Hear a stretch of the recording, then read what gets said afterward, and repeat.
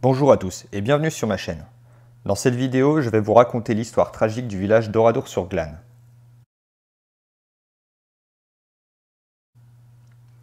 Oradour-sur-Glane est un paisible bourg limousin situé à une vingtaine de kilomètres au nord-ouest de Limoges.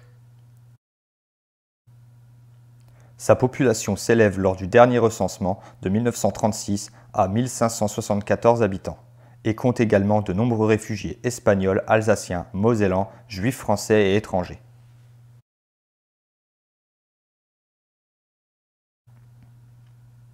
L'histoire se déroule le 10 juin 1944. Le débarquement a eu lieu le 6 juin. Les nazis ont pour mission de remonter vers la Normandie, passant par le Limousin, une terre de résistants.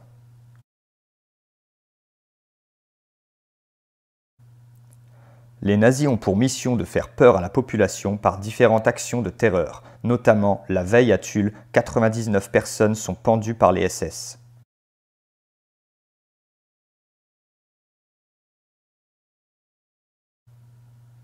Les gens d'Oradour-sur-Glane ignorent tout cela, et ne se doutent pas qu'il puisse leur arriver quoi que ce soit.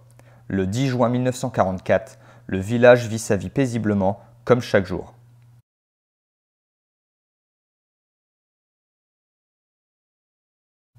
À 13 h, la 3e compagnie du régiment blindé Der Führer de la division Waffen-SS, commandée par le capitaine Kahn, se met en route pour Oradour-sur-Glane.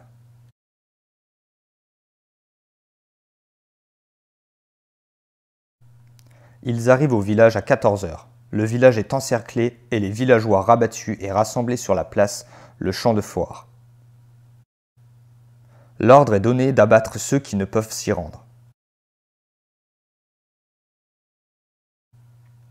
Cernés par les soldats, les villageois sont séparés, les hommes d'un côté et les femmes et les enfants de l'autre. Les femmes et les enfants sont conduits dans l'église.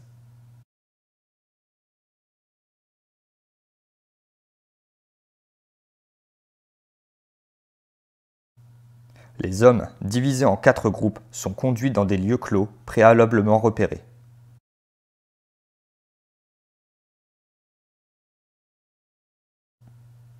Ils ne s'inquiètent pas pour les femmes et les enfants, qui sont généralement épargnés. Ils ne s'inquiètent pas non plus pour eux.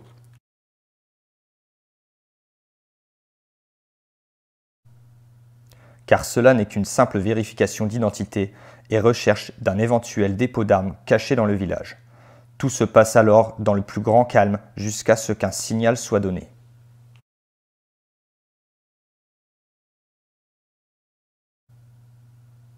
À ce signal, le massacre commence. Les hommes sont simultanément exécutés. La troupe tue au hasard des rues et des habitations. Le village est dans le même temps pillé et incendié.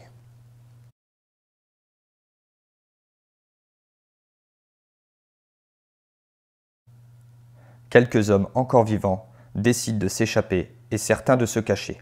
Malgré cela, ils ne s'en sortiront pas tous vivants.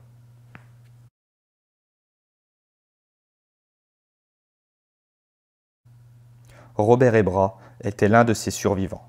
Il était le dernier témoin de ces massacres jusqu'au 11 février 2023, où il décède à l'âge de 97 ans.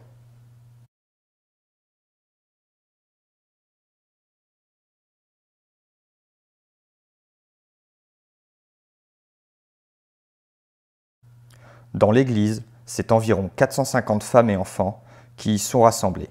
Les femmes se disent à ce moment-là, « Ici, c'est la maison de Dieu, il ne peut rien nous arriver. » Ils resteront serrés les uns contre les autres pendant 2 heures.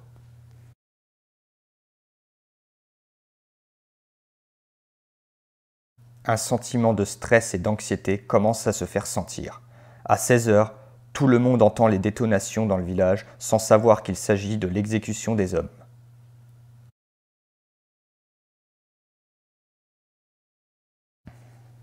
À 17 heures, les SS entrent dans l'église avec une caisse contenant des gaz asphyxiants qu'ils déposent devant l'autel. Les nazis vont allumer les mèches, ce qui va faire exploser la caisse et laisser s'échapper le gaz.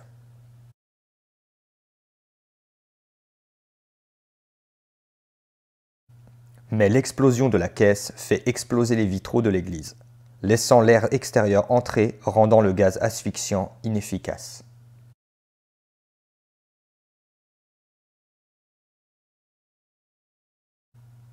L'explosion provoque la panique, et les soldats, s'apercevant que leur plan a échoué, rentrent dans l'église et tirent sur toutes les personnes présentes. Une femme, Marguerite Roufange, décide de passer derrière l'autel et va se hisser à travers un vitrail à l'aide d'un escabeau.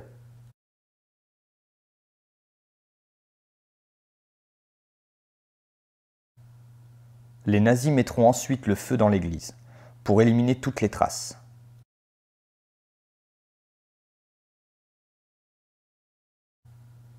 Madame Roufange, dans sa fuite, sera suivie par une femme et un enfant.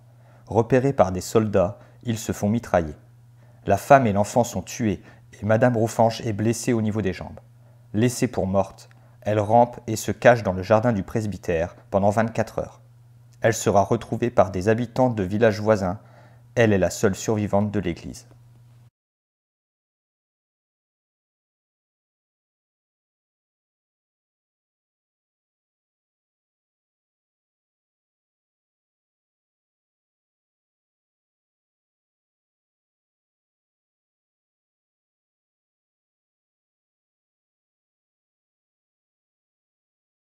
Le lendemain du massacre, une section revient et procède à l'élimination des corps par le feu et la fosse commune.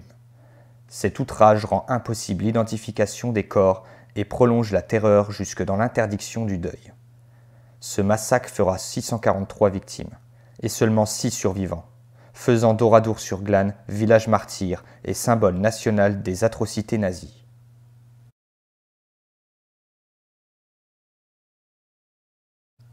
C'est d'ici que la vidéo s'achève. Merci d'avoir regardé jusqu'au bout. Mettez un pouce bleu et un commentaire si vous avez apprécié la vidéo. C'était Arestos, je vous dis à bientôt pour de nouvelles vidéos sur d'autres lieux.